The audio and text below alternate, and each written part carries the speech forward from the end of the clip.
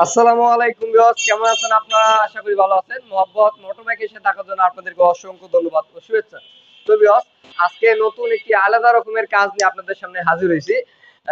আপনারা হয়তো অনেকে জানেন না, আমি ব্যস্ত থাকার কারণে অনেক সময় অনেক গুরুত্বপূর্ণ কাজ কাম করে থাকি, কিন্তু ভিডিও দিতে পারি না।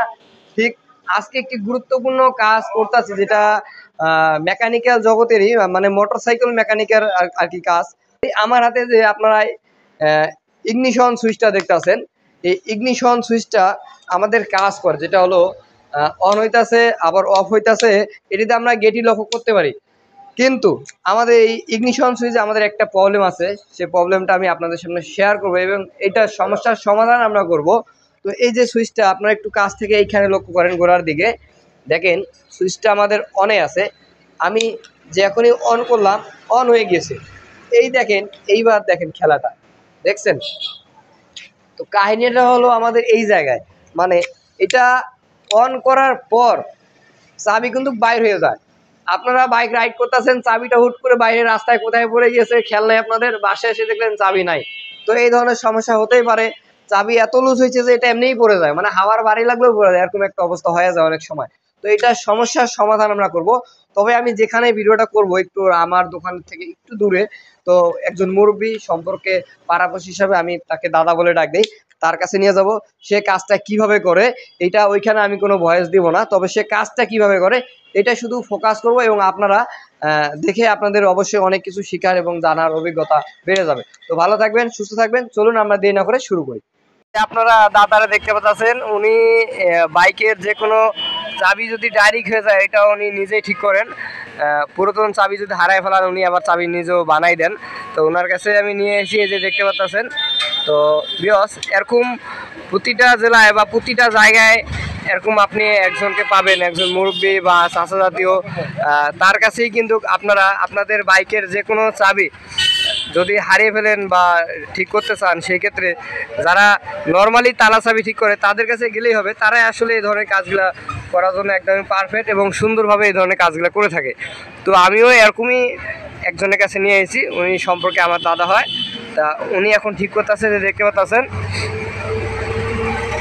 তালাটা ঠিক হবে, এরপর আমি আপনাদেরকে দেখাবো ঠিক আমাদের আগের ওই প্রবলেমটা আছে কি নাই।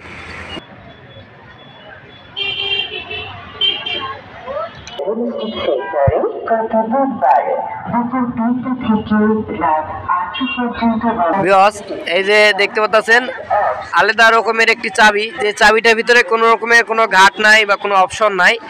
এটা এখন উনি এখানে মেকানিজমটা বানিয়ে এরপর এটা ফিটিং করবে। এরপরে কিন্তু আমাদের অরিজিনাল চাবির মতো কাজ করবে। তো দেখা যাক কাজটা কিভাবে করে।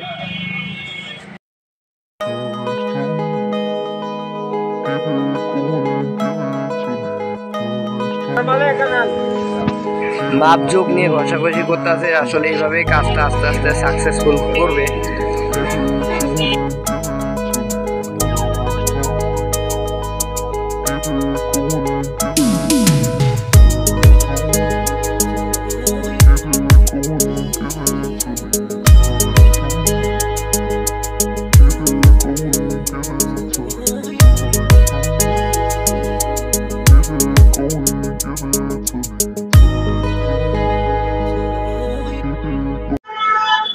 এই যে দেখতে পাচ্ছেন আমার হাতে ইগনিশন সুইচটা, এটা একটু আগেই যার কাছে কাজে দিয়েছিলাম উনি আমাকে দিয়ে গেল।